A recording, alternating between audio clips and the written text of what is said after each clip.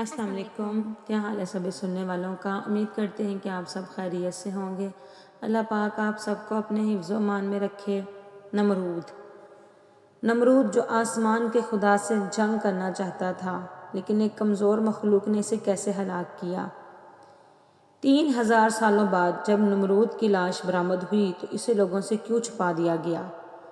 طوفان نوح کے بعد بابل، نینوا، سنعان اور اس کے آس پاس کے علاقوں میں انسانی آبادی پھیلنی شروع ہوئی۔ ان علاقوں میں حام بن نوح کی اولادوں میں ایک شخص پیدا ہوا جس کا نام کوش تھا۔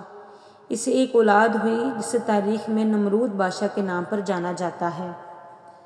نمرود ایک طاقتور، متکبر، جابر، ظالم اور بت پرست حکمران تھا۔ کہتے ہیں سر میں تاج سب سے پہلے نمرود نے ہی پہنا تھا۔ یہ رعایا سے اپنی پرستش کرواتا تھا۔ نمرود کا زمانہ 3000 قبل مسیح کے آس پاس کا تھا۔ نمرود دنیا کی سب سے قدیم ترین یعنی اسیریا یا سومیری تہذیب کا سب سے پہلا بادشاہ قرار دیا جاتا ہے۔ بعض محققین نے لکھا ہے کہ نمرود نے کافی لمبی عمر پائی تھی، وہ 400 سالوں تک حکومت کرتا رہا۔ تاریخ میں نمرود کے متعلق زیادہ معلومات نہیں ملتی، لیکن ہر زمانے میں محققین نے نمرود کو تاریخ کے مختلف بادشاہوں کے ساتھ جوڑا ہے۔ کچھ ریسرچر نمرود کو مشہور ایشوری بادشاہ گلگمیش قرار دیتے ہیں، کچھ اسے سومیری دیوتا مردوک کے نام سے جوڑتے ہیں تو کچھ نمرود کو امنہوتب کا دوسرا نام قرار دیتے ہیں۔ دراصل لفظ نمرود کے معنی ہے باغی یا بغاوت کرنے والا۔ چونکہ نمرود نے خداوند سے بغاوت کی اور لوگوں کو بھی بغاوت کرنے پر اکسایا، اس لیے اسے نمرود کہا جاتا ہے۔ اسلامی روایتوں کے مطابق نمرود بابل کا بادشاہ تھا جو خدائی کا دعویٰ دار تھا۔ اس زمانے میں اللہ نے حضرت ابراہیم علیہ السلام کو مبعوث فرمایا۔ آپ کا مسکن شہر بابل کے قریب ار کا علاقہ تھا۔ جب اللہ نے آپ کو نبوت سے سرفراز کیا اور آپ کو اپنا رسول منتخب کر لیا تو حضرت ابراہیم علیہ السلام نے بابل کے لوگوں کو ایک اللہ کی عبادت کرنے کی طرف بلایا اور بت پرستی کے خلاف کھلے عام تقریریں کی، یہاں تک کہ ایک دن آپ نے بابل کے سب سے بڑے مندر میں رکھے تمام بتوں کو توڑ دیا۔ لہٰذا نمرود نے حضرت ابراہیم علیہ السلام کو اپنے دربار میں طلب کیا۔ نمرود نے حضرت ابراہیم علیہ السلام سے کہا کہ بتاؤ تمہارا رب کون ہے جس کی عبادت کی تم لوگوں کو دعوت دے رہے ہو؟ آپ نے جواب دیا، اے نمرود، میرا رب وہی ہے جو لوگوں کو جلاتا اور مارتا ہے۔ اس پر نمرود نے کہا کہ یہ تو میں بھی کر سکتا ہوں۔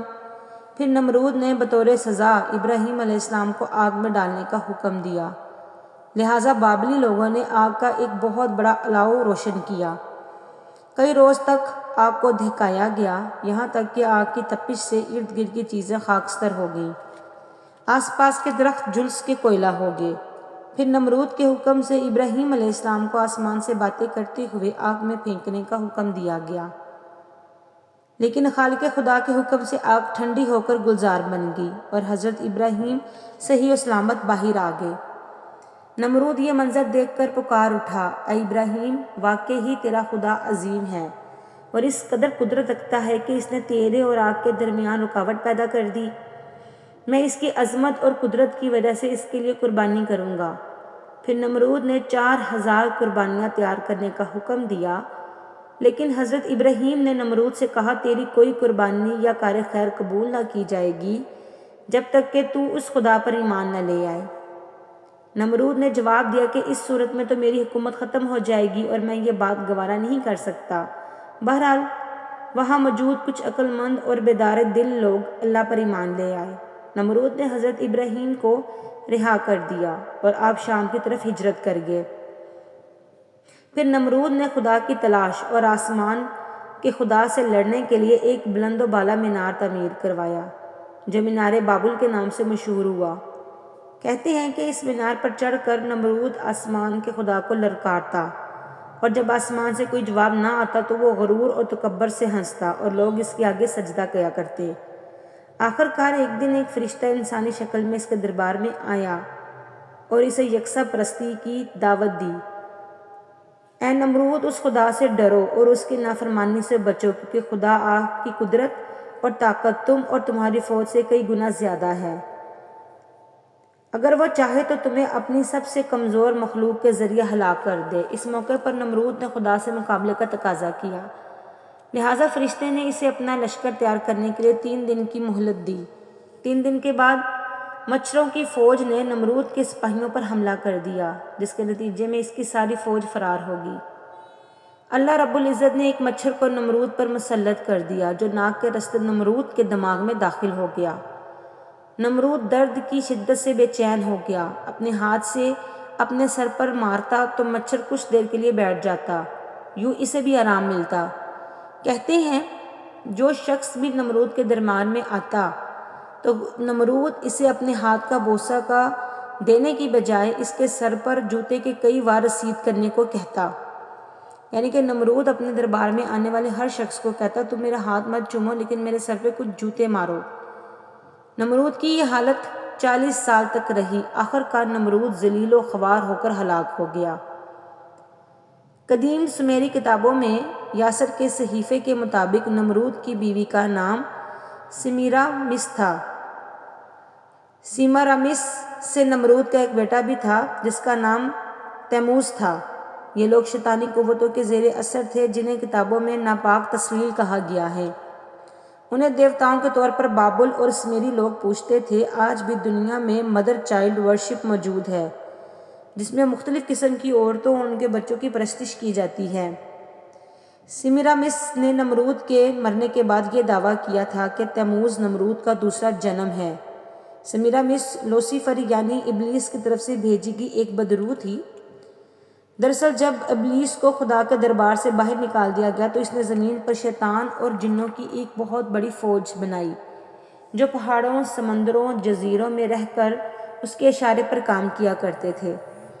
ابلیس کے انہی چیلوں میں مادہ جینی، شیاطین اور خنیل بھی ہوتی ہیں جنہیں بابلی اور اشوری لوگ افسون کہا کرتے تھے۔ طوفان نوح کے بعد ان مادہ افسون نے انسانوں کے ساتھ رابطہ کیا اور ان سے تعلق بنائے۔ سمیرامس بھی ایک افسون تھی جسے لوسیفر نے نمرود کی طرف بھیجا۔ بعض محققین کا یہ کہنا ہے کہ نمرود جس مینار بابل کی تعمیر کر رہا تھا اس کے پیچھے بھی سمیرامس ہی تھی جو اسے تمام کاموں کی ہدایت دیا کرتی تھی۔ اسی مینار کے ذریعے زمین پر شیطان کی پوجا ہوئی اور شیطانی تنظیم وجود میں آئی۔ جب لوگ بابل سے نکل کر دوسرے علاقوں میں بسے تو اللہ کی طرف سے مختلف زبانیں بولنے کی وجہ سے سمیرامس اور تیموز کو ایک الگ الگ ناموں سے پکارا جانے لگا اور پھر ان کے بت بنا کر ان کی پوجا شروع کر دی۔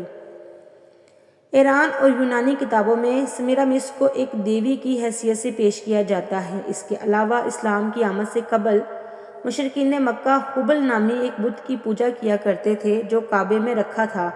یہ ہبل تیموز ہی تھا، جبکہ مختلف اہل علم سمیرامس کو قدیم بھارت کی دیویوں سے بھی جوڑتے ہیں۔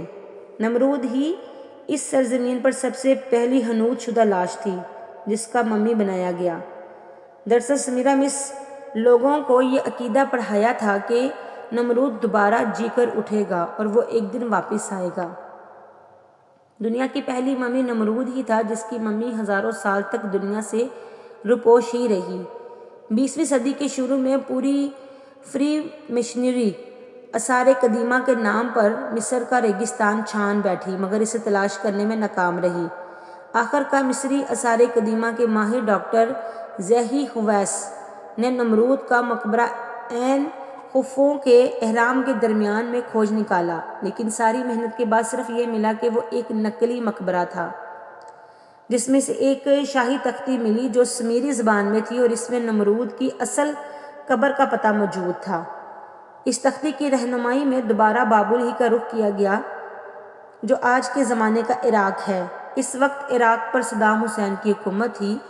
عین 2002 میں جیسے ہی نمرود کے مقبرے کے آثار ملے تو فری میسنری میں ہلچل مچ گئی۔ فری میسنری کو اس بارے میں مکمل علم تھا کیونکہ نمرود کی لاش ان کے لیے بڑی اہمیت کی حامل تھی۔ سال 2003 میں جب امریکہ نے عراق پر حملہ کیا اس میں نمرود کا مقبرہ ہی امریکی فوج کا اصل ہدف تھا کیونکہ فری میسنری کے مطابق نمرود ان کا مسیحا تھا اور وہیں سے اسے دوبارہ جی کر اٹھنا تھا۔ آج بھی پوری دنیا میں امریکہ سے باہر امریکی فوجی اڈہ عین اسی مقبرے کے اوپر موجود ہے جہاں پہ یہ مقبرہ ہے۔ ایک تھیوری کے مطابق جب نمرود کا مقبرہ دریافت ہوا تو اس میں سمیری بادشاہ گلگامش اور نمرود کی لاش اپنی اصلی حالت میں صحیح و سلامت موجود تھی۔